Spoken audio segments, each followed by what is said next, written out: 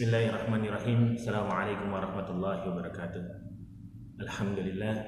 Alhamdulillahilladzi anzala as-sakinata fi qulubil mu'minin liyazdadu imanan ma'a imanihim.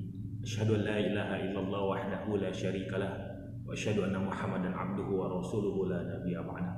Allahumma shalli wa sallim wa barik ala sayyidil mursalin sayyidina Muhammadin wa ala alihi wa sahbihi ajma'in, amma ba'd. Qala Allah Ta'ala fil Qur'anil Karim, A'udzu billahi minasyaitonir rajim. Bismillahirrahmanirrahim. Ya ayyuhalladzina amanu kutiba 'alaikumus syiyam kama kutiba 'alal ladzina min qablikum la'allakum tattaqun. Wa qala Rasulullah sallallahu alaihi wasallam, asyamu jannatun wala yarfus wala yajhal wa inni mur'un qatalahu aw syatamahu falyaqul inni sha'imun marratain walladzi nafsi biyadihi la khulufu famis shaim atyabu indallahi ta'ala min rihil mis yatruku ta'amahu wa syarabahu wa syahwatahu min ajli asyamu li wa ana ajzi bihi wal hasanatu bi asri amsali.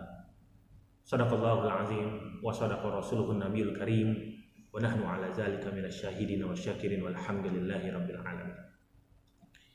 Alhamdulillah, puji syukur hanya milik Allah Subhanahu wa taala pada kesempatan di pagi hari ini, yaitu di salah satu program yang diselenggarakan oleh SIT Fitrahaniyah, itu program kuliah duha. Alhamdulillah, Allah masih memberikan kesempatan kita untuk bertatap muka, bermuajahah, mengkaji ilmu-ilmu Allah dan ilmu-ilmu Rasulnya. Mudah-mudahan Allah Subhanahu wa taala menjadikan kita hambanya yang saleh, hambanya yang selalu berjuang di jalannya, hambanya yang selalu melaksanakan perintahnya, hambanya yang selalu istiqomah di jalannya, ya, terutama di bulan yang mulia ini, di bulan suci Ramadan di tahun 1441 Hijriah. Mudah-mudahan hingga akhir Ramadan di tahun ini, ya, kita menjadi hambanya yang bertakwa sesuai dengan apa yang diinginkan oleh Allah dan Rasulnya, yaitu predikat takwa, la'allakum tattaqun. Yang kedua, mari kita bersalawat serta salam kepada uswah hasanah kita, qudwah hasanah kita, yaitu Nabiullah Karim Nabi Muhammad SAW. Mudah-mudahan beliau ridho dengan apa yang kita lakukan, Allah pun ridho dengan apa yang kita lakukan pada pagi hari ini, sehingga ketika nanti di yaumil qiyamah nanti, ketika kita bertemu dengan Rasulullah SAW, beliau mengakui kita sebagai umatnya, kemudian kita mendapatkan syafaatnya, dan dengan alasan tersebut Allah dan Rasulnya, ya, memasukkan kita ke dalam jannahnya.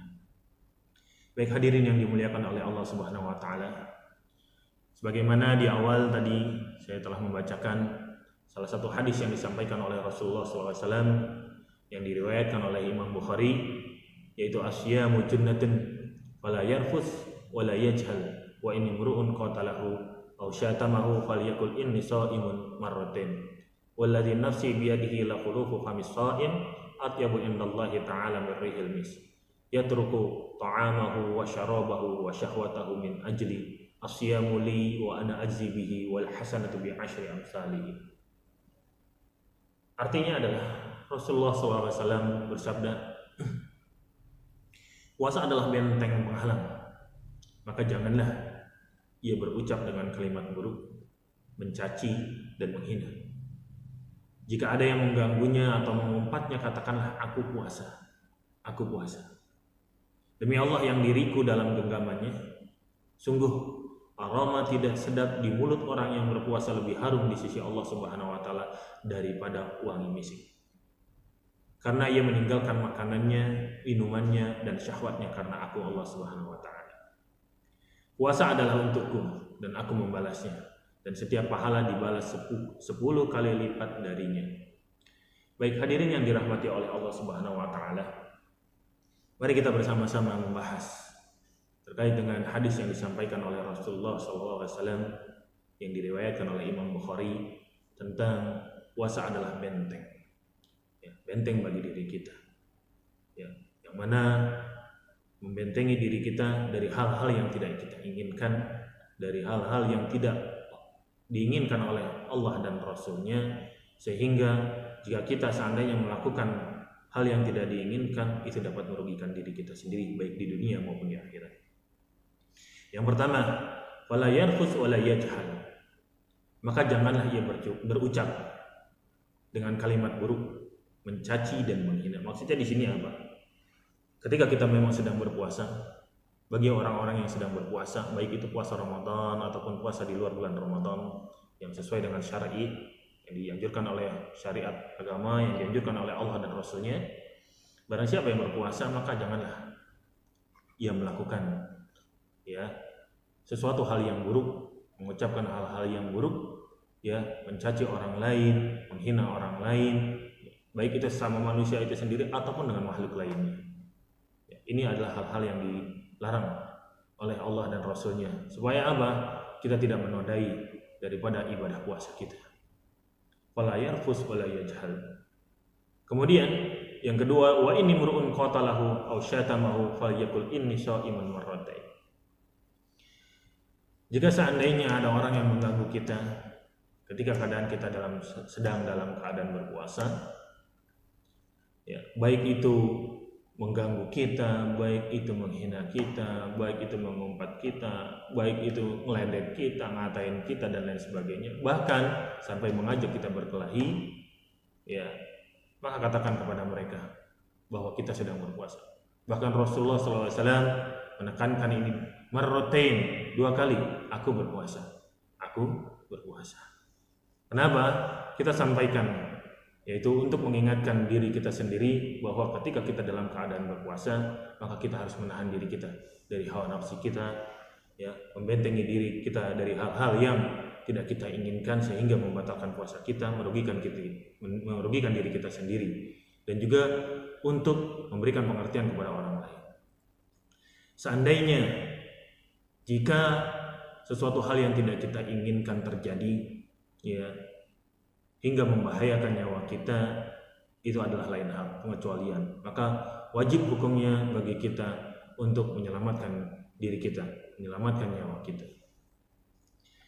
Kemudian, walladzi nafsi biyadihi la khulufu famis shaim atyabu indallahi ta'ala min rihil mis. Di sini Rasulullah SAW menyampaikan, berkata, demi Allah yang diriku dalam genggamannya, sungguh aroma tidak sedap di mulut orang yang berpuasa itu lebih baik di sisi Allah dari harumnya wangi-wangian misik. Sebagaimana kita tahu bahwa minyak wangi misik ini luar biasa wanginya, dari kejauhan saja sudah tercium dan lama hilangnya. Maksud di sini adalah bukan berarti Allah menyukai bau-bauan yang tidak sedap, aroma-aroma yang tidak sedap.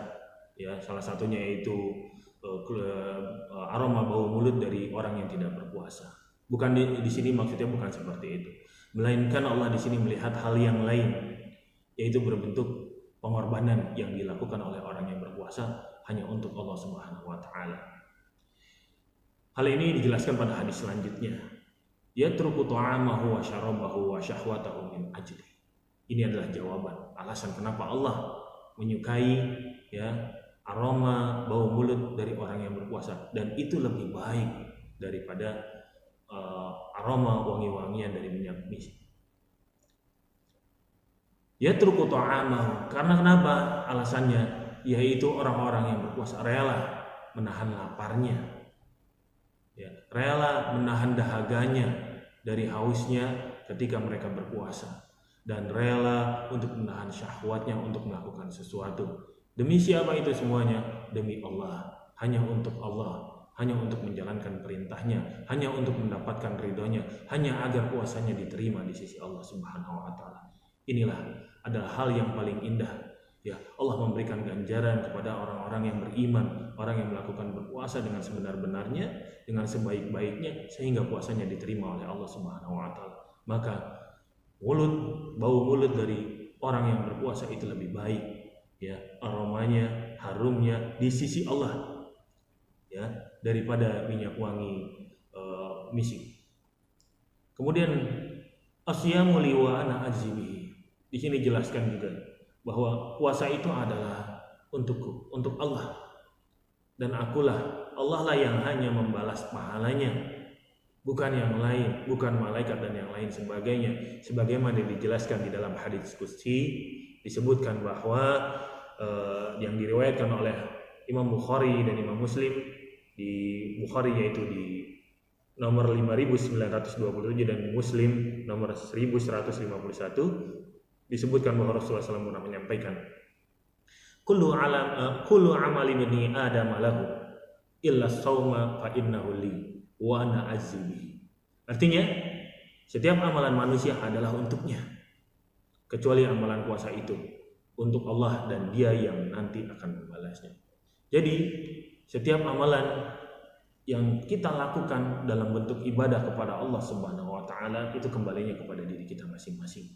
Kita yang akan menerimanya, ya, dan langsung diberikan penilaian oleh Allah Subhanahu wa taala.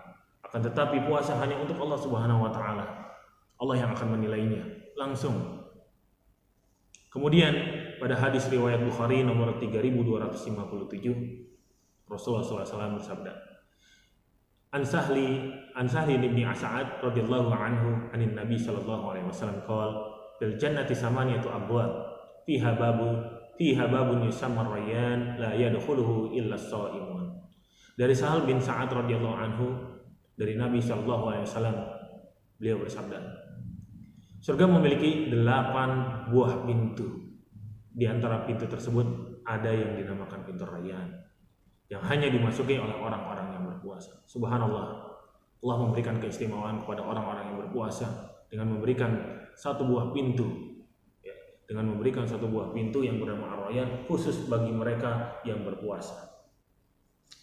Kemudian Rasulullah SAW bersabda, orang-orang yang berpuasa itu di hari kiamat dipanggil dari pintu surga yang bernama Rayyan, sebagaimana dijelaskan pada hadis sebelumnya.